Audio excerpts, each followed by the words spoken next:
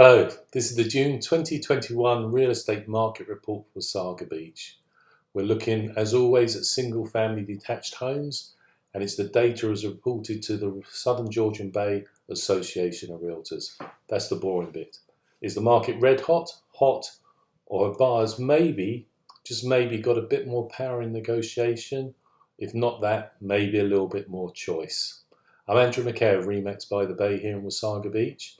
And as always, there's 5 points, 5 figures that I tend to hammer home. Sorry about that, because you must know these, whether you're a buyer or seller.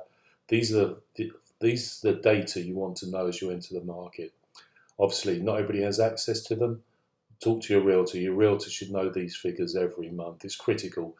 And not only know these figures, but be able to explain them to you so you understand what the market's doing.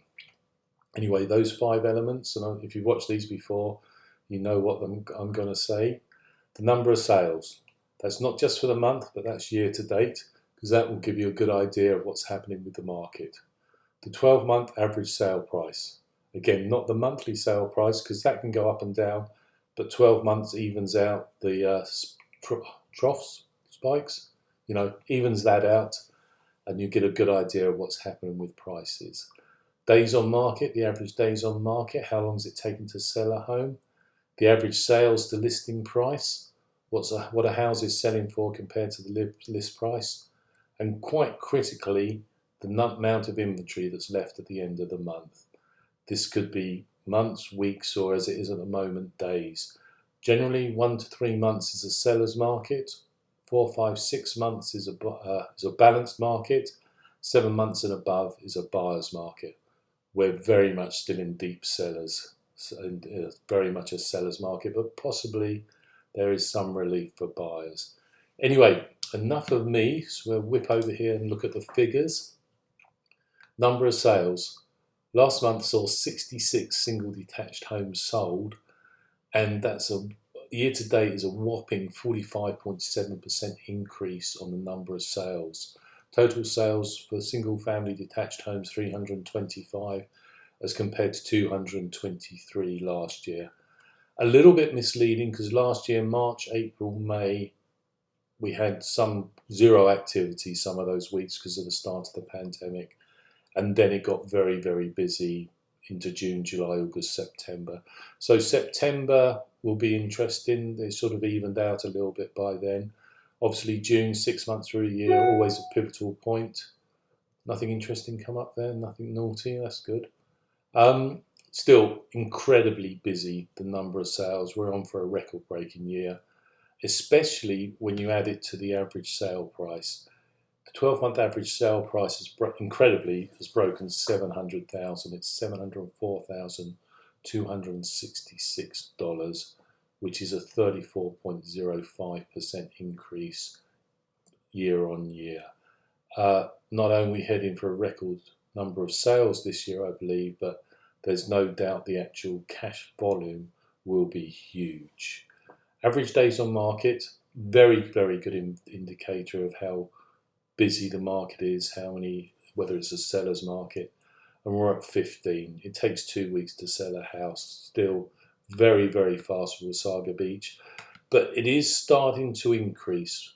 March and April was when we saw multiple offers, houses hit the market, and people just made an offer straight away.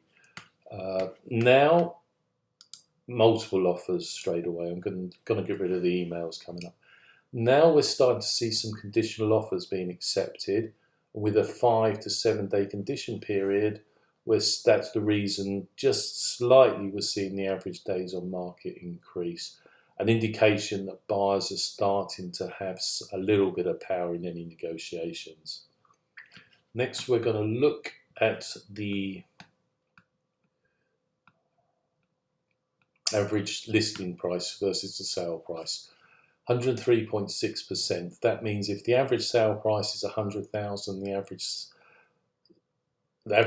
the average list price is 100,000, the average sale price is $103,600. Incredibly, that's 7 months running that we've broken 100%.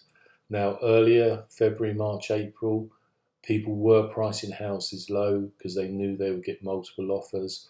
the reason it was so high, 5, 10, 15%, 115%, was partly down to lower pricing. Now we're seeing more realistic pricing, not so many, we've seen multiple offers, but not so many buyers maybe making those multiple offers, getting involved in the bidding war. And sellers realise they've got to price their homes more realistically. So even though they're still going over list price, it's down to 103. As you can see, it's slowly chipping away down. Months of inventory. There is, I don't know what 09 is, but we've got 1.09 months of inventory, less than 5 weeks. Now this has been as low as 1 to 2 weeks recently over the last few months. So we're starting to see more homes hit the market, which is what we need.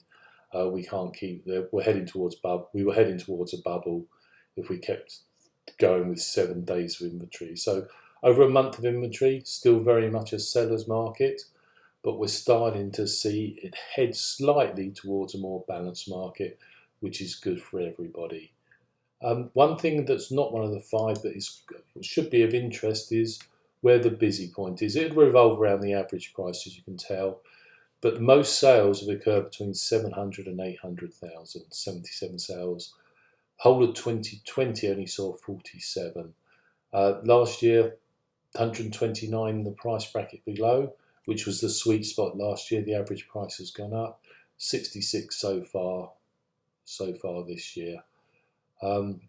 800 to 946 sales, still very, very healthy and way above what we saw last year.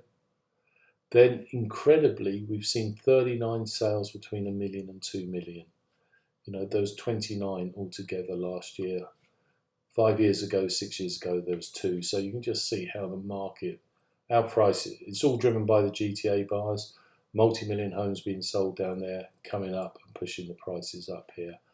Anyway, that's it. Still very much a seller's market. Slight relief for buyers. If I can help at all, please do contact me. Cheers.